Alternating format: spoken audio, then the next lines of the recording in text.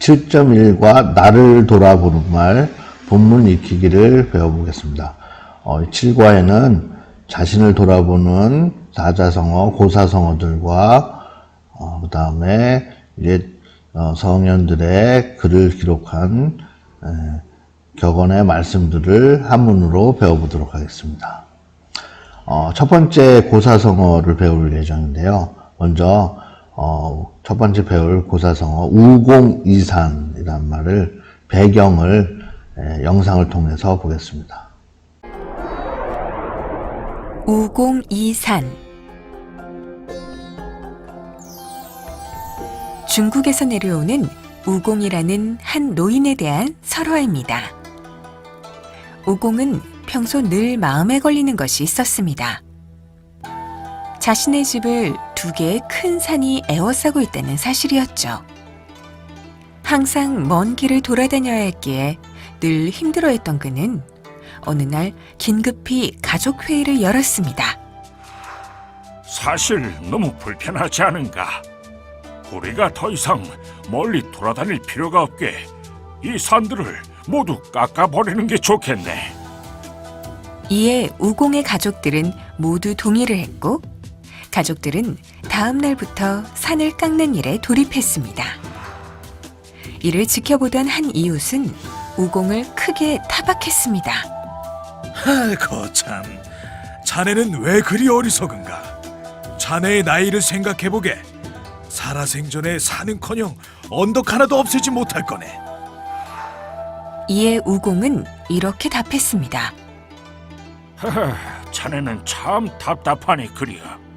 비록 나는 죽더라도 자식은 남아있을 것이고 내 자식은 또 손자를 낳을 것이고 이렇게 반복이 되지 않겠는가? 그러다 보면 언젠가는 산이 옮겨질 것이고 그럼 후세에는 이런 불편이 없이 모두가 편하게 이곳을 오갈 수 있을 것이 아닌가. 주위에서 이 대화를 듣고 있던 산신령은 이를 옥황상제에게 알렸고 옥황상제는 우공의 정성에 감동해 산신령들을 시켜 두 산을 먼 곳으로 옮겨줬습니다. 네, 우공의 이야기 들어보셨죠? 배움열기 한번 보면 두 사람의 대화를 통해 노인이 산을 옮기는 마음가짐을 생각해보자. 어리석은 사람, 산을 어떻게 옮겨요? 내가 죽으면 내 아들이 죽으면 내 아들의 아들이 계속 할 것이요. 그러면 언젠가는 산이 옮겨지고 길이 만들어질 것이네. 네, 바로 이 이야기에서 유래돼서 만들어진 말이 이 우공이산이라는 말입니다. 우공이산, 우공이 산을 옮김. 네. 무슨 일이든 이 꾸준히 고사성어를 한번 자세히 노력하면 보면 결국 이룰 수 있음.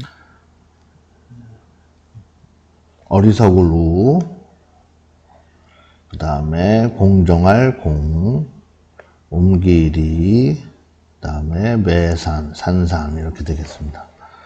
우공, 요 공자는 공정할 공자인데 이 공자가 사람의 성 뒤에 쓰여서 어떤 특정한 사람을 가리키는 김공, 그러면 김씨성을 가진 사람, 뭐 박공, 그럼 박씨성을 가진 사람 이런 뜻이 됩니다. 그러니까 여기 우공이란 거는 이 이야기에서 그 주인공의 이름이 되겠죠. 어리석은 노인이라는 의미인데 이때 공은 지위가 높은 사람을 부르는 말이 되겠습니다. 그러니까 우공은 사람 이름이겠죠. 좀 전에 봤던 그 옛 이야기에 질문을 한 사람은 지수라는 노인이었고 자식들이 계속 하다 보면 결국 이뤄낼 것이다 라고 답한 사람이 바로 우공입니다. 이자는 옮길 이자, 그 다음에 산산자니까 옮긴다 무엇을 산을, 그러니까 우공이 주어가 되겠고 옮길 이자가 서술어가 되겠고 무엇을 옮기냐? 서술어 뒤에 있는 산을 옮긴다 할 때 산이 매산자가 목적어가 되겠죠. 그래서 주어, 서술어, 목적어. 우공이 옮긴다 산을. 우공이 산을 옮긴다는 거죠. 그래서 그 이야기의 배경을 통해서 무슨 일이든지 끊임없이 그 자손이 계속 끝까지 노력하다 보면 불가능해 보이는 일도 결국은 이룰 수 있다. 이런 의미를 가지는 고사성어가 됐습니다. 아주 많이 쓰이는 고사성어가 됐죠. 이 우공산에 관련된 많은 이야기들이 전해지는데 특히 현대판 우공이산 이야기들이 뉴스에 많이 나왔습니다. 몇 가지 사례를 영상을 통해서 보겠습니다. 우공이산이라는 중국의 고사가 있습니다. 우공이라는 노인이 마을을 맡고 있는 산을 치워버리겠다고 굳게 결심하자 산이 놀라서 스스로 옮겨갔다는 이야기입니다. 이걸 실천에 옮긴 할머니가 있습니다. 사막에 숲을 만든 건데 우상욱 특파원이 만나봤습니다. 중국 3대 황사 발원지의 하나인 황토고원의 마오 우수 사막입니다. 나무 한 그루 찾기 힘든 사막을 불현듯 강남구 2배 면적의 넓은 숲이 가로막습니다. 사막으로 변했던 땅을 인간의 힘으로 복원한 숲입니다. 한 여성의 결심에서 비롯됐습니다. 이 지역의 평범한 농민이던 유위친 씨는 1978년 사막에 숲을 만들겠다고 마음먹습니다. 一夜风刮的山就上了半房顶来，我们是让我们子孙后代都在这儿能走下来，我就下定决心。 키우던 가축을 팔고 주변에서 돈을 빌려 류 씨 일가족은 나무 심기에 나섰습니다. 하지만 경험 부족과 주변의 냉대, 무관심으로 실패를 거듭했습니다. 3년 넘게 키운 나무들이 하룻밤 바람에 모두 뿌리 뽑힌 적도 있습니다. 当时也很多人确实快算灾了，你看你这辛苦都白费了。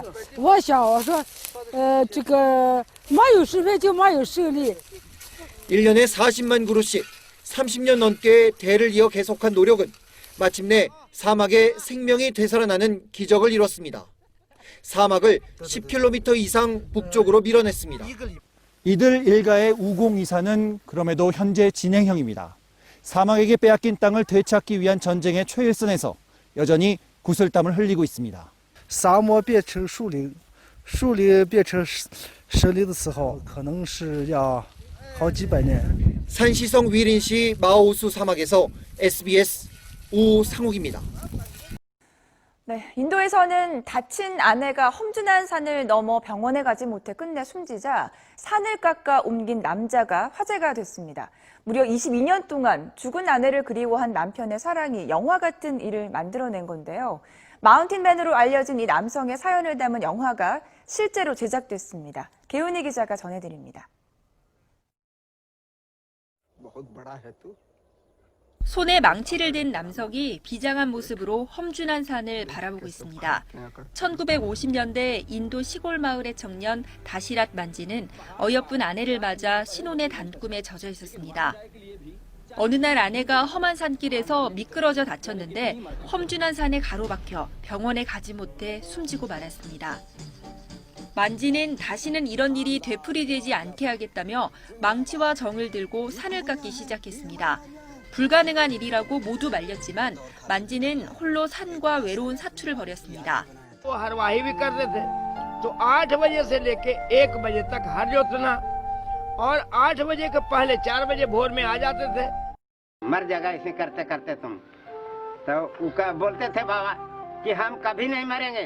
새벽 4시에 일어나서 산을 깎고 생계를 위해 농사를 지은 뒤 어두워질 때까지 또다시 산을 깎는 일이 날마다 반복됐습니다.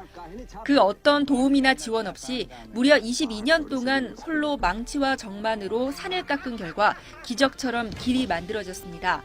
길이 110m, 폭 8m의 길입니다. 마을에서 병원까지의 거리는 기존 55km에서 15km로 단축됐습니다. देखिए जब पहाड़ में काम लगाने लगा ना तो हमारा बकरी 3 है 3 बेच करके ये हथौड़ी छेनी लाया. 오직 아내에 대한 사랑으로 불가능을 가능하게 한 다시랏 만지. 그가 만든 길 덕분에 마을 주민들은 병원과 학교에 편하게 다닐 수 있을 뿐만 아니라 젊은이들은 직업 훈련도 받을 수 있게 됐습니다.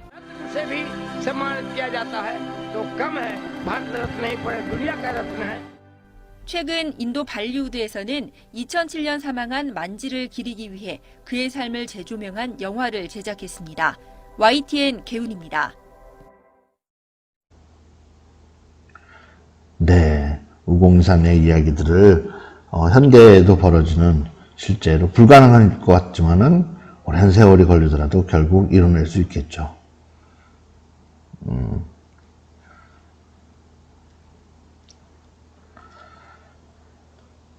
다음 고사성어 보겠습니다. 지성, 감천. 지극한 정성은 하늘을 감동시킴. 또는 네, 정성이 하나씩 읽어보면 지극하면 하늘도 지는 감동시킴. 지극할 지. 지자는 원래 어디에 이르다.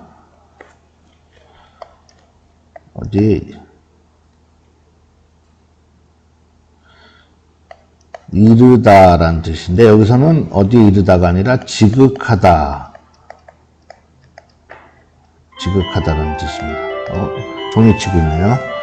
그래서 지극하다. 그 다음에 정성성, 그 다음에 느낄감, 하늘천 이렇게 되겠습니다.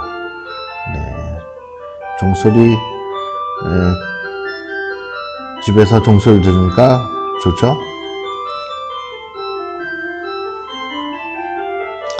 지성, 지극한 정성은 감동시킨다. 무엇을? 하늘을. 이것도 역시 주어, 서술어, 목적어 형태로 되는 거죠. 지극한 정성이 감동시킨다. 무엇을? 하늘을. 우리말로 하면 정성이 지극하면 하늘도 감동한다. 이런 말인데 한문에서는 지극한 정성이 하늘을 감동시킨다. 이렇게 해석됩니다. 그래서 이 지성감천은 흔히 우리나라에서는 지성이면 감천이라. 지극한 정성이면 하늘도 감동한다. 이렇게 많이 해석을 합니다. 아주 지극한 정성과 노력이면 하늘도 거기에 감동해서 그 일을 이루어질 수 있게 된다. 우공이산이 바로 지성감천에 해당할 수 있겠죠.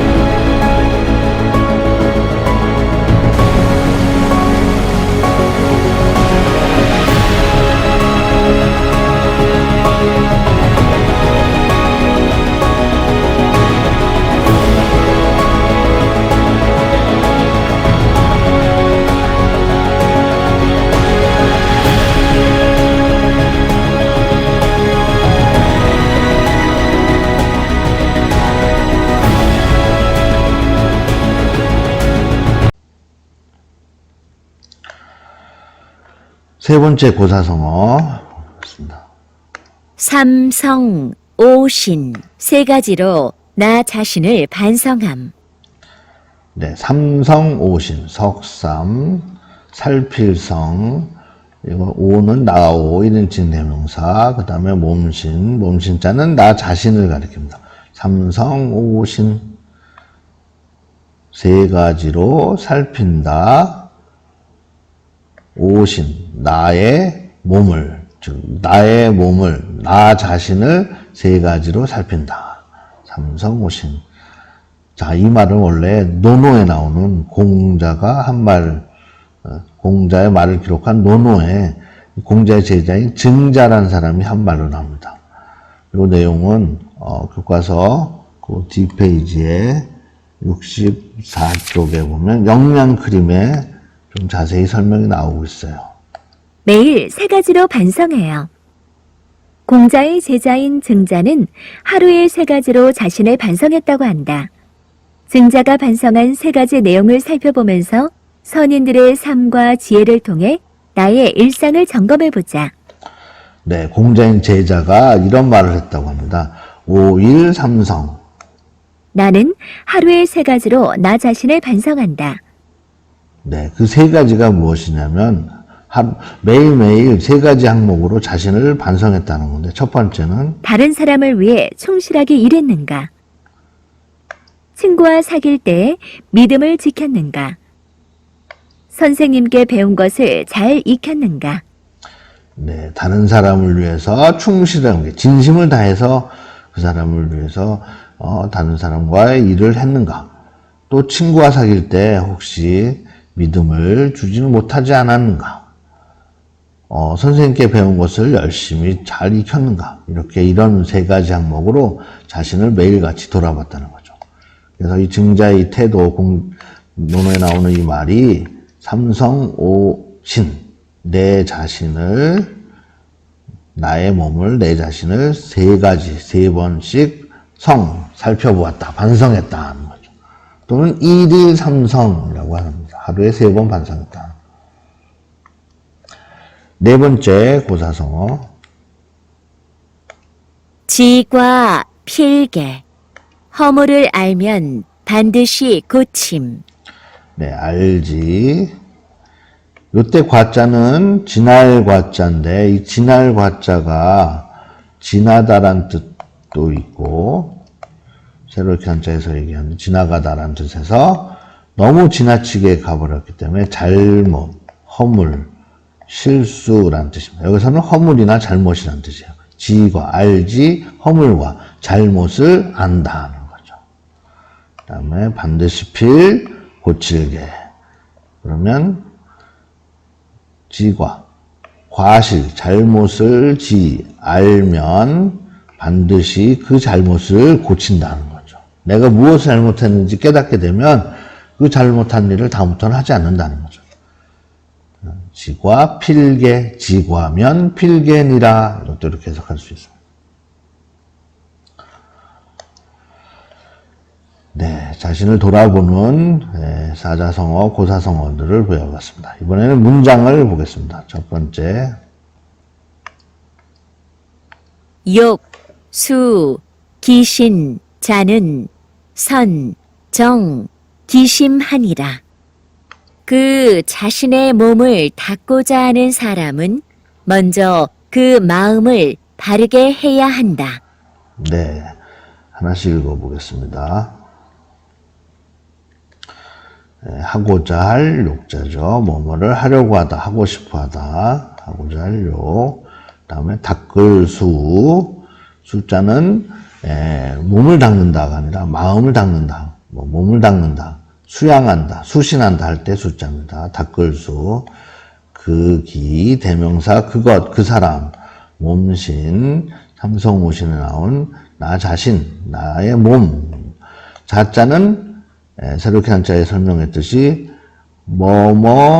자 이렇게 쓰인다고 했죠. 자 그러면 하는 사람 또는 하는 것 이렇게 쓴다고 했어요. 그래서 무슨 자.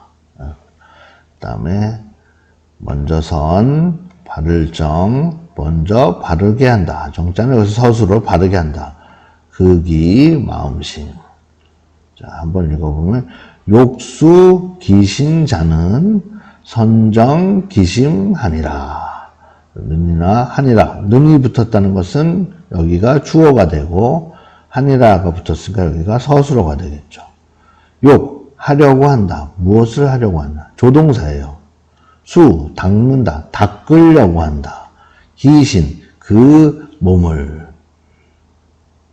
그러니까 닦는다의 목적어가 기신이죠. 그 몸을, 그 자신을, 자신의 몸을 수양하고자 하는 자는 욕수 기신자, 하는 사람이란 뜻이에요. 자신을 수양하고자 하는 사람은, 그 몸을 닦고자 하는 사람은 먼저 바르게 한다. 무엇을? 그 마음을 먼저 바르게 한다. 몸을 올바로 수양하고자 하는 사람은 그 마음부터 먼저 바르게 한다는 거죠. 그 마음을 바르게 해야 그 사람의 몸이 수양된다 하는 거예요. 바로 대학이란 책에 나오는 격언입니다. 욕수 기신자가 주어가 되고 선정 기신이 서술어가 되겠죠. 두 번째 문장은 논어에 나오는 아주 유명한 문장입니다.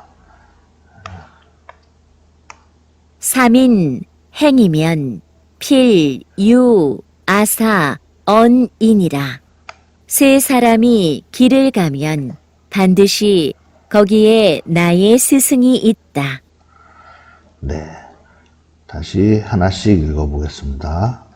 석삼, 사람인, 행자는 행할 행, 다닐 행, 길을 가다라는 원래 뜻에서 여기서는 길을 가다, 또 행동하다는 뜻도 있는데 여기서는 길을 가다.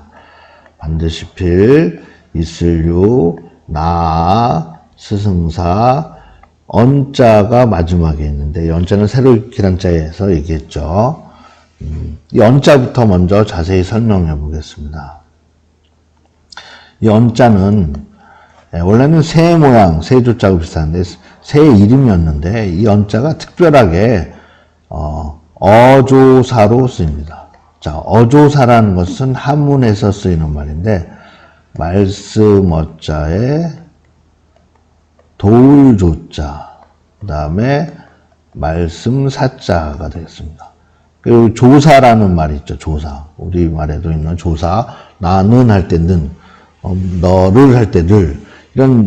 이런 다른 말을 도와주는 말을 도울조자 써서 조사라고 하는데 이 조사와 같은 역할을 하는 한자를 한문에서는 말씀어, 말을 도와주는 말. 그래서 말을 어조사라고 합니다. 그래서 한문에서 어조사는 어떤 우리말의 조사 또는 어미, 동사나 형용사의 뒤에 밖에는 그냥 조사나 어미의 역할을 하는 그런 기능을 하는 글자입니다. 그래서 이 언자는 이런 문장의 맨 마지막에 놓여서 그 문장을 끝나는 종결, 어조사의 역할을 하는데 문장이 끝났다라는 표시예요. 우리말로 뭐뭐이다, 뭐 이런 의미가 있는데, 뭐뭐이구나, 이렇게 문장을 끝났다는 표시를 하는데, 이 언자에는 특별한 의미가, 뉘앙스가 포함되어 있어요. 여기 보면, 거기에라는 의미가 이 언자에 담겨 있습니다. 해석을 해보면 알겠는데, 거기에 있다, 이런 의미가 있습니다. 자, 그러면, 3인행이면 필유 아사언이니라. 3인, 즉 세 사람이 길을 가는 거죠. 세 사람이 함께 길을 가면 필, 반드시 있다. 누가? 있다란 말이 있으니까 그 뒤에 있다란 말을 대상이 나오죠. 아사, 나의 스승이 있다. 언자는 아까 종결 어조사 뭐뭐다. 즉 나의 스승이 반드시 있다. 언자는 뭐뭐다. 문장을 끝내는 동시에 거기에라는 의미가 포함되어 있습니다.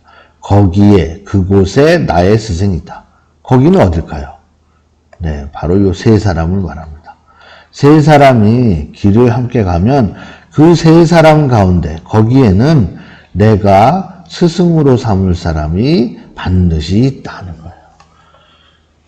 자, 논어에 나오는 공자가 한 말입니다. 세 사람이 함께 길을 가면 반드시 그 사람들 중에는 내가 스승으로 삼을 사람이 있다. 만약 그 세 사람 중에 한 사람이 나보다 뛰어나고 아주 선한 사람이라면 나는 그 사람을 보고서 나도 저렇게 살아야지 하고 그 사람을 본받으려고 하겠죠. 그러니까 그 사람은 나의 스승이 되겠죠. 반대로 또 다른 사람은 나보다 훨씬 능력이 부족하고 나보다 훨씬 악한 나쁜 사람이라면 나는 그 사람을 보고서 나는 저렇게 살면 안 되겠다. 저런 행동은 나쁜 짓이다. 저렇게 해서는 안 된다. 라고 나를 반성하게 됩니다. 그 사람의 나쁜 행동이나 그 사람의 나쁜 모습을 보고 나를 또 반성하게 돼요. 그 사람 역시 나를 반성시키는 스승이라는 거죠. 세 사람이 함께 길을 가면 나보다 훌륭한 사람이든 나보다 부족한 사람이든 나보다 선한 사람이든 나보다 나쁜 사람이든 나는 그 사람들에게서 항상 격려를 받거나 반성을 하게 되나 스승으로 나를 돌아보게 하는 스승이 되는 점들이 그 사람에게 있다는 거죠. 결국 3인행 필요아사원, 세 사람이 길을 가면 반드시 나의 스승이 있다. 거기에 나는 누구에게나 배울 점이 있게 된다는 겁니다. 3인행 필요아사원.